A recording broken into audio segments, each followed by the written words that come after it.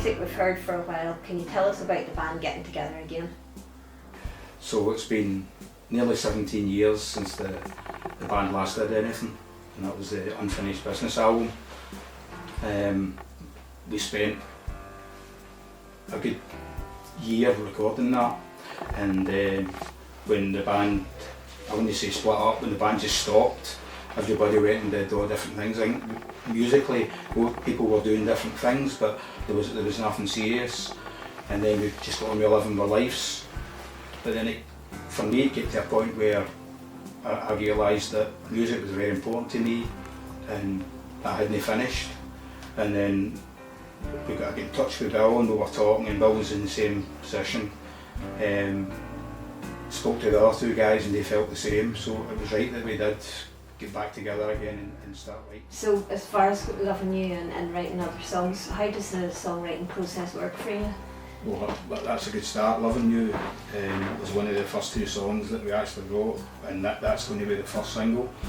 So yeah, so basically myself and Bill were the main writers for the first album, but this time we took the decision where we'd like the four of us to be involved in it, you know, and just see where it went.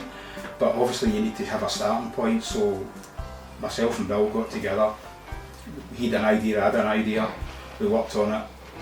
We got the other guys involved in it, and once they get involved it changed, because like Lovin You, just if you hear what me and Bill did at the start to what the single was, it's totally different, and that's because the other two guys get involved, especially with George with the melodies and changing it, and Andy with the rhythm.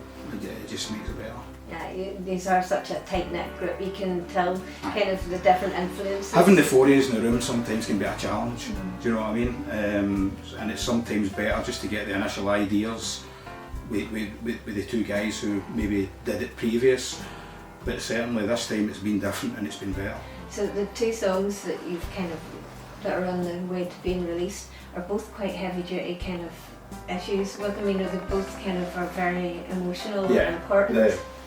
Definitely. The Lovin You kind of started out like a typical country heartbreak song, but then when we got right into it, you could see the other dimensions, like, and where personally for me, my point of view and my background, I found that it was leaning towards somebody who was dependent. From a personal point of view, it was an alcohol dependency, and I could see, you can see in the lyrics of the song, if you read that into it, you can see that, you know, that it isn't a heartbreak song, it's a song about somebody who's struggling with an addiction.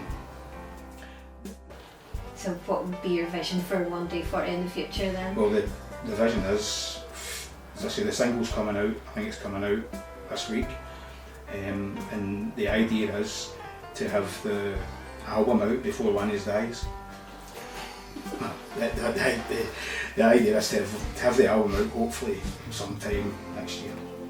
But the single's a good place to start. We've got two singles planned this year, and then possibly a surprise at the start of next year, something that people have heard before.